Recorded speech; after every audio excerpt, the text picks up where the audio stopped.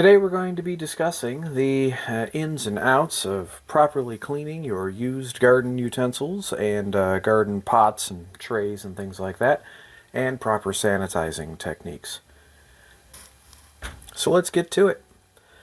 So the first thing you're going to want to do is you're going to find some sort of container. You could use something like a large plastic tub, or in this case I'm using a utility sink that came with the house.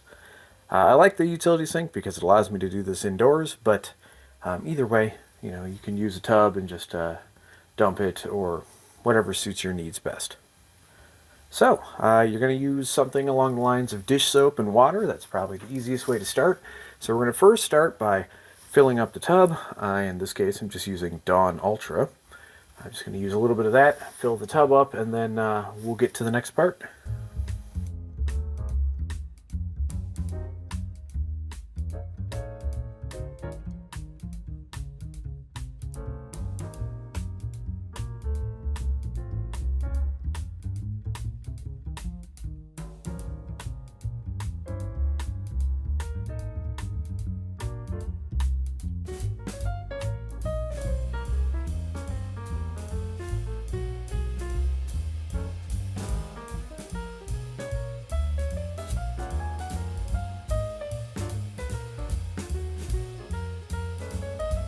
Alright folks, with enough water in your tub, that next step would be to take your stuff and dump it in there. Now in my case, I'm going to be using a combination of things.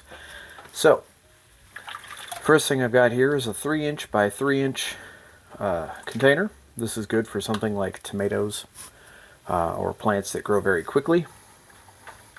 So throw some of those in.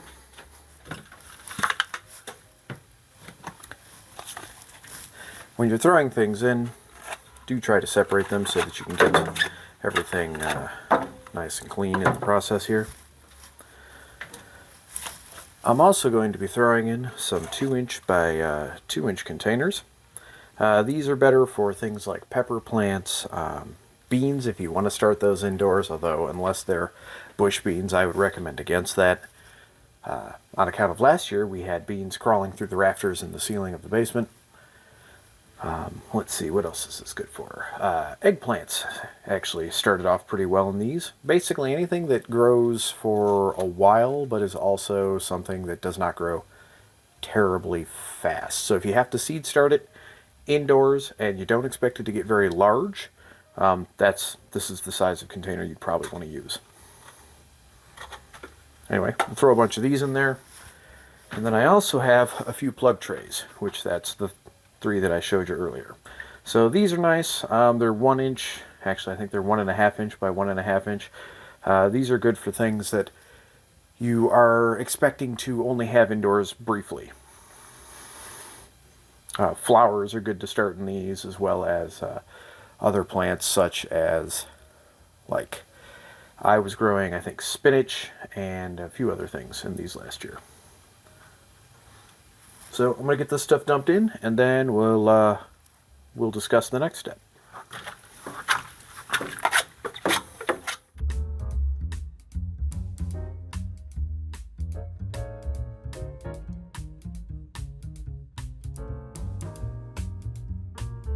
Okay, that looks like a sizable enough pile. You're going to want to make sure everything goes under the water well.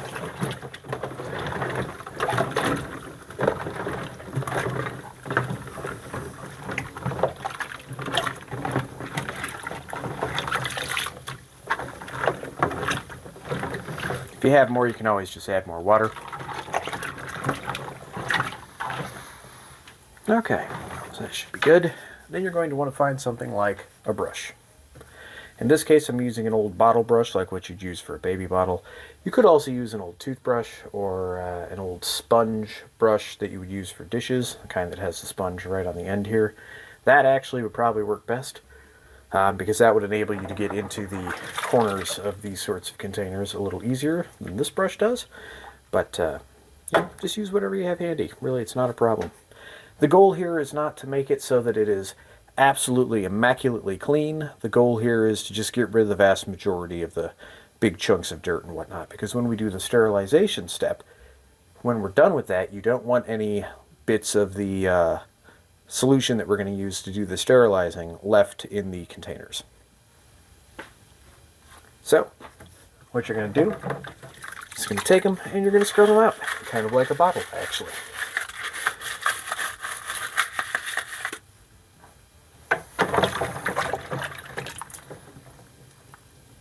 See, again, doesn't have to be perfect.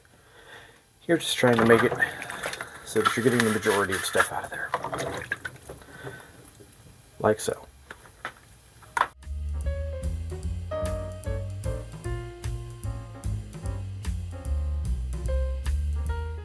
It should be noted that doing an individual cleaning like this is also a good idea because it'll enable you to find any containers that are cracked or damaged, and so that you can remove those. I'm going to add just a bit more water.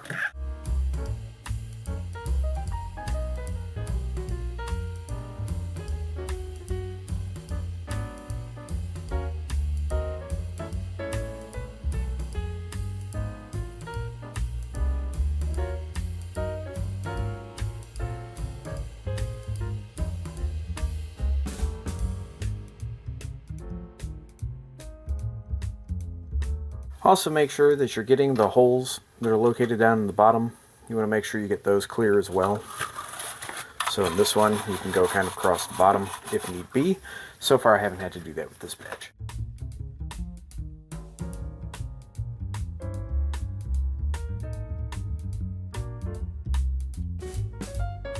See, like that's what we're looking for. Doesn't have to be perfect.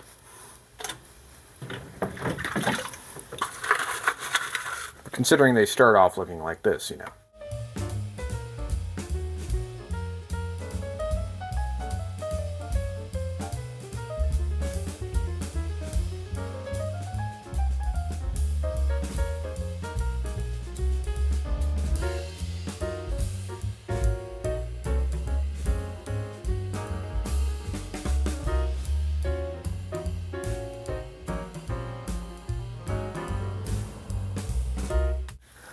See, that's the kind of stuff you want to get rid of.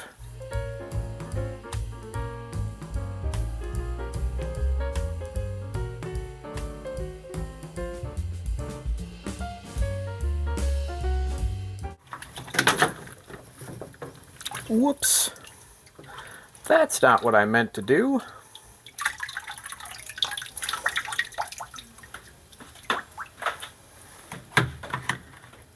Guess on that note, make sure you've got a place to stack things when you're done washing them.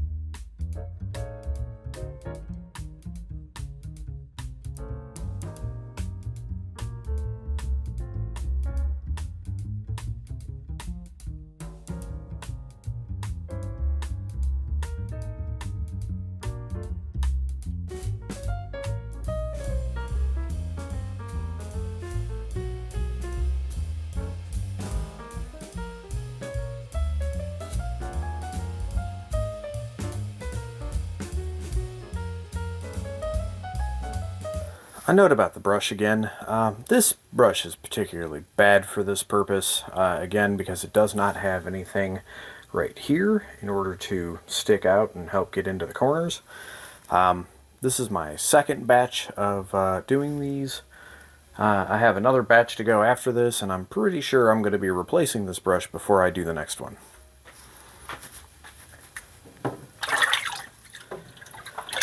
If you're wondering why I didn't record the first batch, well, I did record the first batch, but for some reason I didn't have any audio, so I'm redoing it now.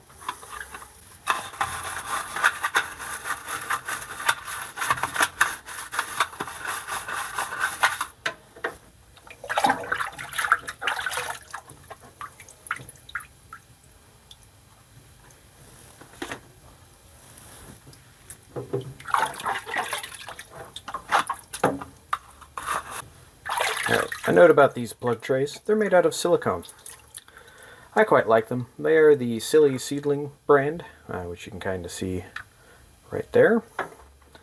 And they were pretty nice. When it was time to plant things out, you could just kind of pop it out through the bottom or squeeze it out through the side to loosen things up, and things just popped right out. Very convenient.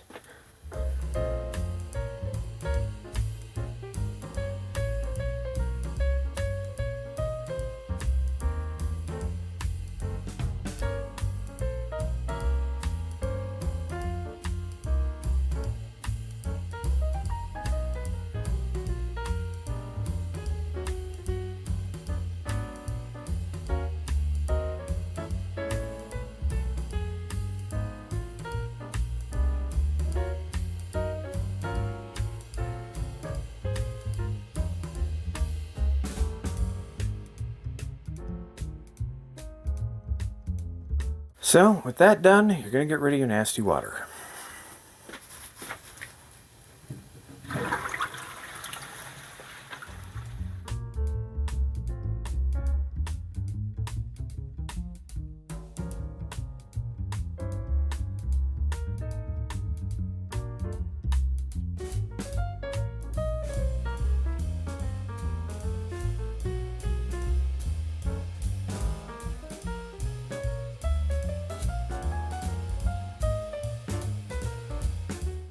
Alright folks, the next step is the sterilization step. Now, for your things like the trays and pots and 10 by 20 trays and things like that, we're going to use a liquid mixture of bleach and just regular, like lukewarm tap water.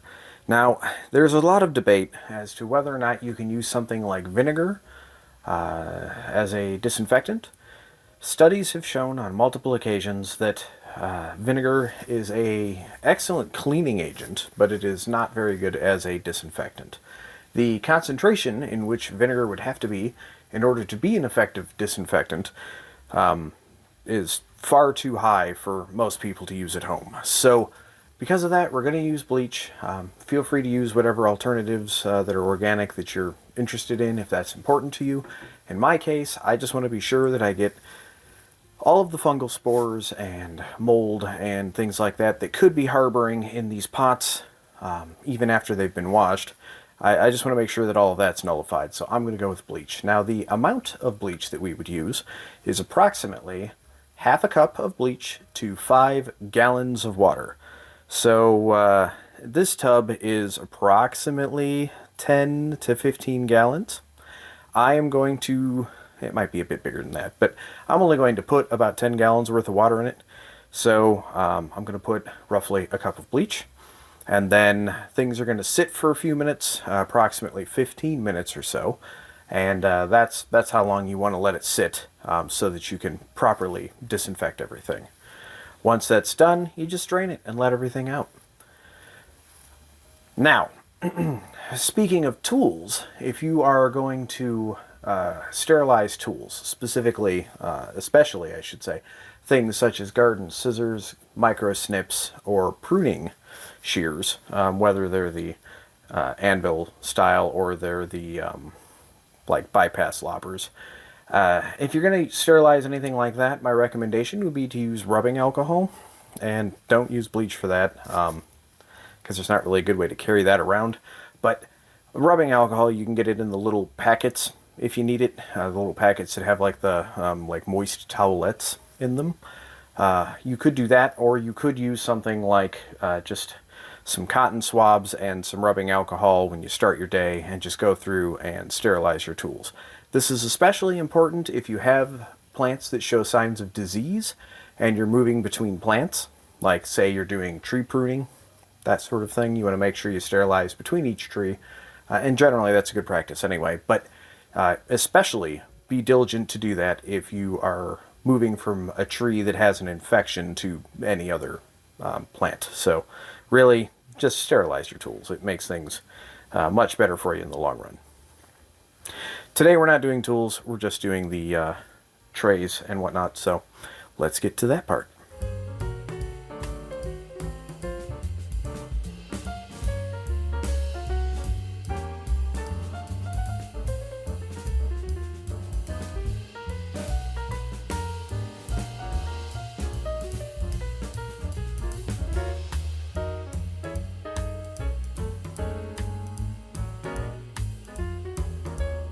Now, regarding the type of bleach you're going to use, at least I'm going to use, in this case I'm going to use with a bleach that is a chlorine derivative. There are industrial bleaches that do not use this chlorine in order to be made, and those are far more dangerous, so stay away from those.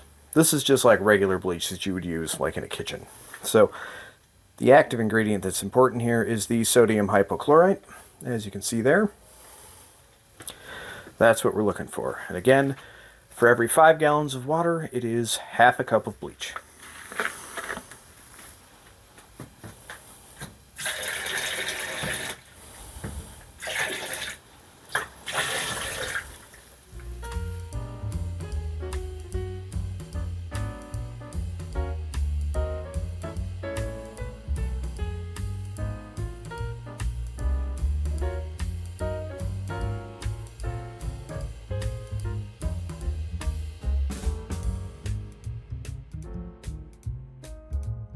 Couple other notes about using bleach. If you are going to use bleach to do your disinfecting, make sure you do it in an area that you can get ventilation to.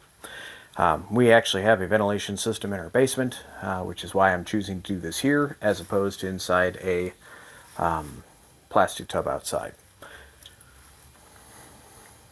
Fun little fact about bleach too, the reason bleach feels greasy when you touch it is because it is breaking down the lipids in your skin and rendering them into fat.